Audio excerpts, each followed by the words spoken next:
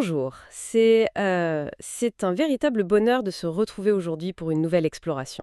Bonjour, je suis ravi d'être là.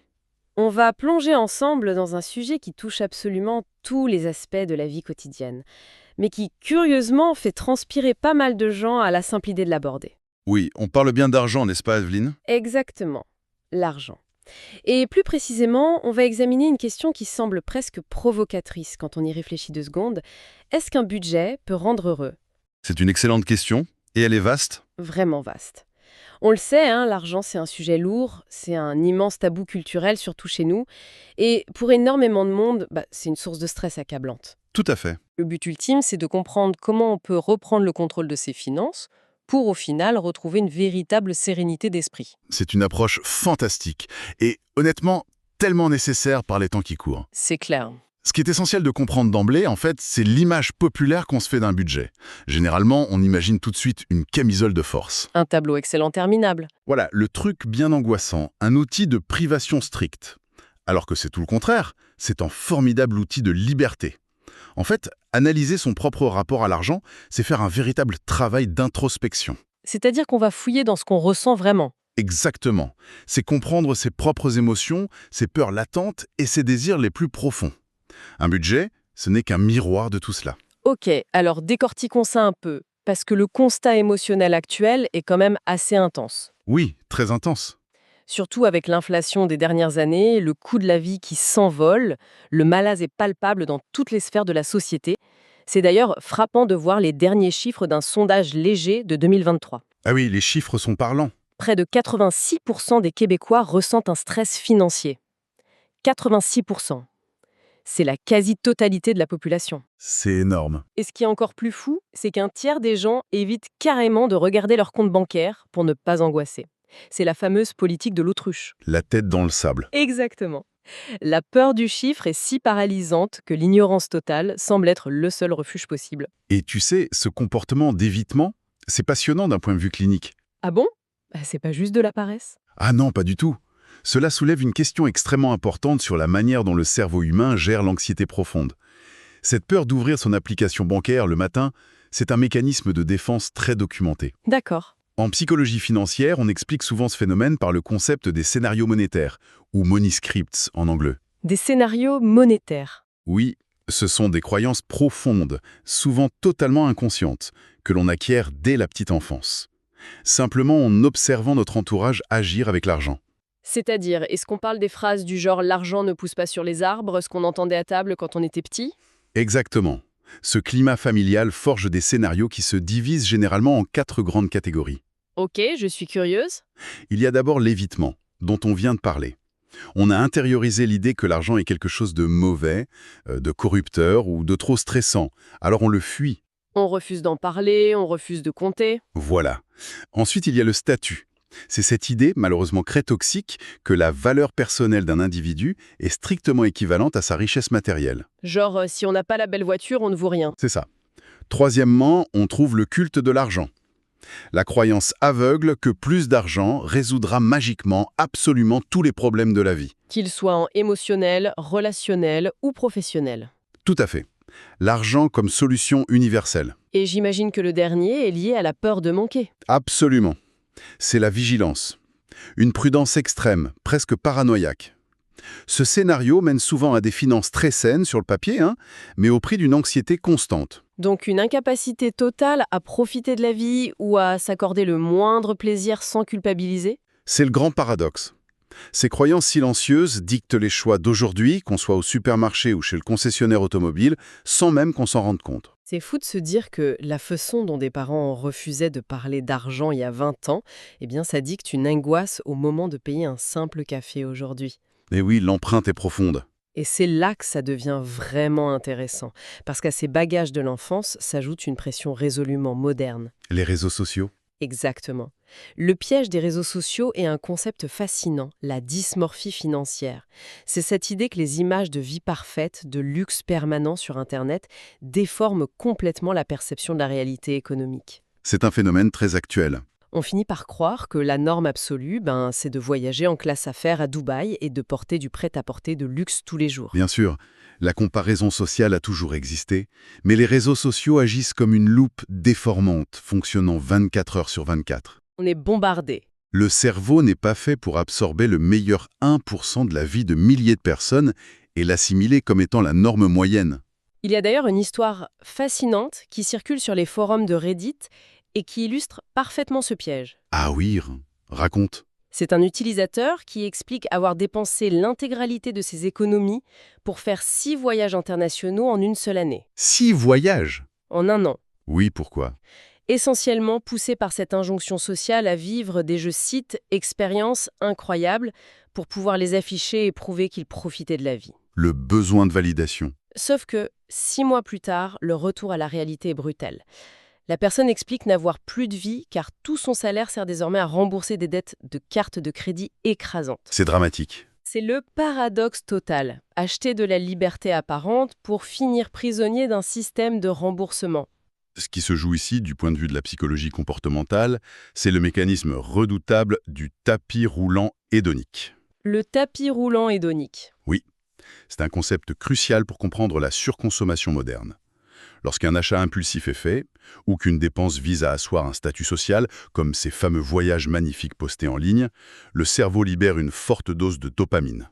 Le circuit de la récompense. C'est ça, on ressent une joie réelle, puissante. Mais le problème de la dopamine, c'est que l'effet est de très courte durée. Une fois l'euphorie retombée, le niveau de bonheur de base revient à son point de départ. Ah, le fameux tapis roulant. C'est comme si notre cerveau s'habituait au luxe très rapidement et qu'il en fallait toujours plus pour ressentir la même excitation. Précisément. Sauf qu'entre-temps, la personne de l'histoire a accumulé des dettes. Pour retrouver ce petit frisson éphémère et fuir l'angoisse de la dette qui s'installe, le cerveau réclame de consommer encore plus. C'est un cycle sans fin. C'est une insatisfaction perpétuelle, un véritable tonneau des Danaïdes. D'ailleurs, de nombreuses recherches en économie comportementale soulignent que cette course effrénée a de vraies conséquences cliniques. On entend malade en fait. Oui, une grande partie des jeunes adultes touchés par cette pression finissent par développer des symptômes dépressifs chroniques directement liés à leurs finances. Alors, qu'est-ce que tout ça veut dire concrètement? Comment on arrête ce tapis roulant avant de s'épuiser complètement ou de faire un burn-out financier? Heureusement, il y a des méthodes. Justement, il existe des solutions pour dédramatiser la situation avec des méthodes simples et humaines, loin des fichiers de comptabilité d'entreprise. On connaît tous de nom au moins la fameuse règle du 50-30-20. C'est une approche popularisée par la sénatrice américaine Elizabeth Warren. Oui, c'est une méthode d'une élégance remarquable, justement, par sa simplicité d'application. Et elle permet de décomplexer totalement la gestion budgétaire. Tu peux nous rappeler comment ça fonctionne? Le principe classique est de diviser ses revenus nets mensuels en 3 grandes catégories.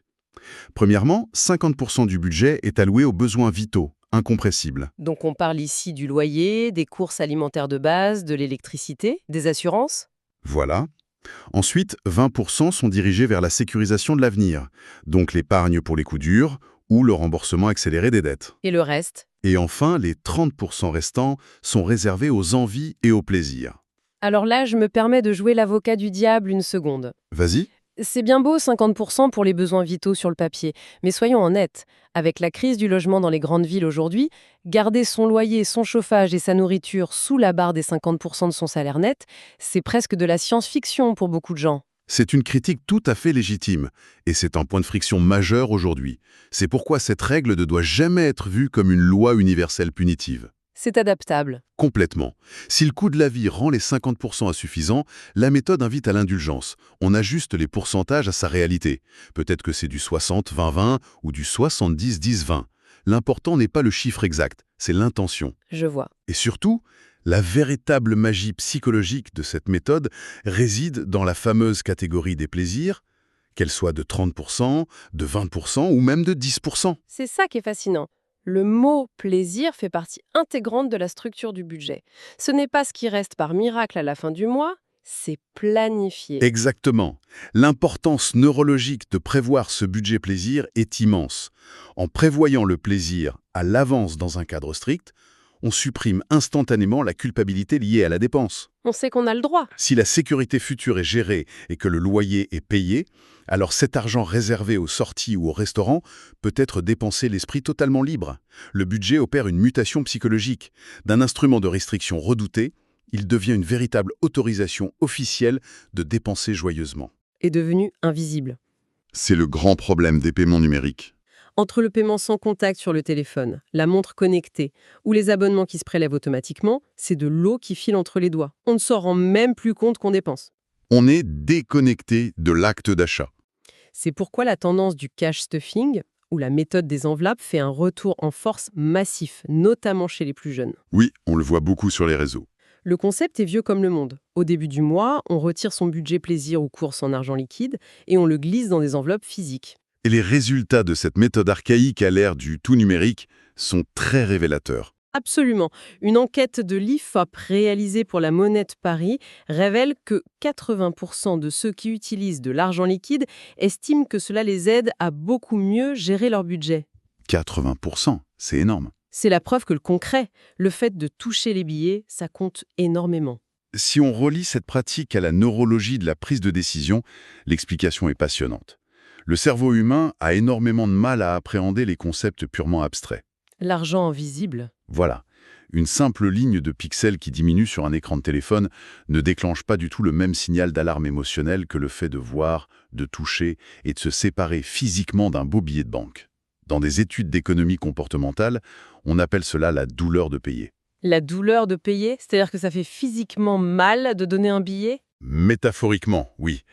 L'imagerie cérébrale montre que payer en espèces active certaines zones du cerveau liées à l'aversion à la perte, de manière beaucoup plus forte que lorsqu'on glisse une carte en plastique. Intéressant. Le sans-contact agit comme un anesthésiant financier. Avec l'argent physique, la douleur est palpable. Ce mécanisme limite très naturellement les achats impulsifs et ramène la personne dans le moment présent.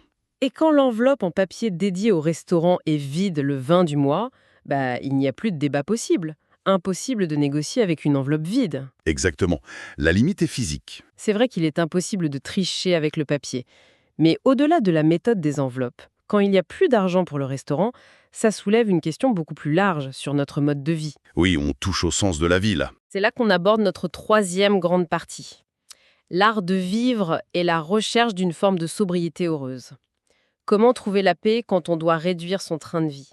Le message fort qui ressort de toutes ces explorations, c'est de comprendre qu'il s'agit de faire des choix conscients et non de subir des sacrifices. La sémantique est primordiale. Le vocabulaire change tout, effectivement. Il ne s'agit pas de devenir un ermite puni par la société, il s'agit de repenser la façon dont on génère de la joie et du lien social. Exactement. Par exemple, pour réduire les dépenses sans tuer sa vie sociale, organiser un grand repas partage à la maison où chacun amène un plat, ça offre souvent beaucoup plus de chaleur humaine et de vraies discussions qu'un restaurant bruyant et hors de prix. C'est souvent bien plus convivial. Ou alors utiliser les bibliothèques municipales pour dévorer des livres au lieu de commander frénétiquement en ligne. Le niveau d'épanouissement reste totalement intact, mais la pression financière fond comme neige au soleil. C'est un profond changement de perspective.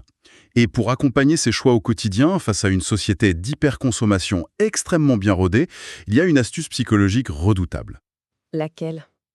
Elle est souvent citée par les experts en finance comportementale.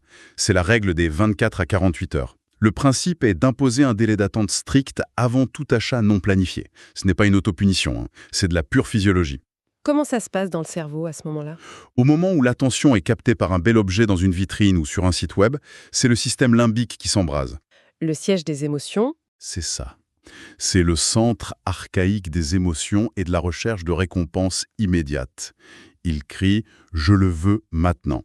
En imposant une pause de 24 à 48 heures, on donne littéralement le camp au cortex préfrontal de se réveiller. Le cortex préfrontal, c'est la zone responsable de la raison.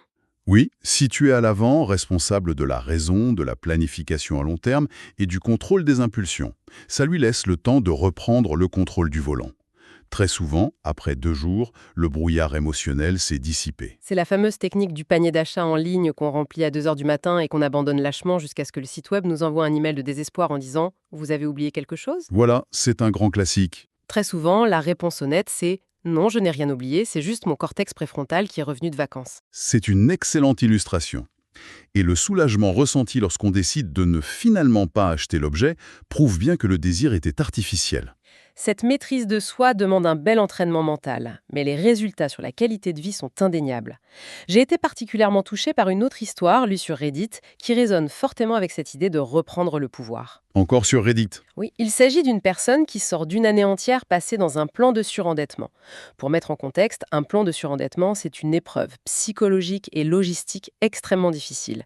Le budget est calculé au centime près, la pression est constante. C'est effectivement l'une des situations financières les plus stressantes qui soit. Et pourtant, Mhm. le ton du message de cette personne à la fin de son plan est rayonnant. Vraiment, Oui, elle affirme être incroyablement fière de son parcours. Elle explique que finalement, la meilleure leçon qu'elle a tirée de cette privation imposée, c'est d'avoir enfin appris à dire non. c'est très puissant d'apprendre ça. Dire non aux sollicitations extérieures, dire non aux verres hors de prix pour faire comme tout le monde, dire non aux achats de compensation émotionnelle, pour finalement se dire un grand oui à elle-même, oui à sa tranquillité d'esprit le soir en s'endormant et oui à sa liberté future. C'est un témoignage magnifique. Si on relie cette expérience personnelle au concept plus large du frugalisme, on comprend toute la philosophie qui émerge aujourd'hui. Le frugalisme. Ce n'est pas un peu péjoratif pour certains? Si souvent mal compris, le frugalisme, attention, ce n'est surtout pas de la pingrerie, ce n'est pas compter les feuilles de papier toilette. C'est un mouvement, une posture face au monde où l'on réalise que moins signifie plus. Une forme de minimalisme? Le but est de se libérer des injonctions constantes de la surconsommation, de faire baisser drastiquement cette pression sociale qui murmure à longueur de journée qu'il faut posséder plus grand, plus neuf, plus prestigieux pour exister. C'est une vraie rébellion douce, en quelque sorte. Absolument. D'ailleurs, de nombreuses analyses sociologiques soulignent que beaucoup de gens se tournent vers ce mode de vie frugal pour fuir les fameux 3B du monde professionnel moderne. Les 3 B? Le burn-out, qui est l'épuisement total par surmenage, le bore-out, qui est l'épuisement par l'ennui extrême au travail, et le brown-out, qui est la perte totale de sens dans ce qu'on fait tous les jours pour gagner sa vie. Les frugalistes choisissent consciemment de décentrer l'argent de leur vie. Donc ils refusent de sacrifier les plus belles années de leur vie dans un travail qu'ils détestent, juste pour s'acheter des objets censés les consoler de ce même travail. C'est exactement le paradoxe qu'ils brisent. Ils apprécient la richesse inestimable des expériences plutôt que l'accumulation de biens matériels. Avoir du temps pour soi le matin, cultiver un potager, marcher en forêt. Partager du temps de qualité et de présence réelle en famille. Toutes ces choses génèrent un bonheur profond, authentique et durable, qui ne subit pas le fameux tapis roulant hédonique dont on parlait tout à l'heure. Et cerise sur le gâteau, ça a l'immense avantage de ne presque rien coûter.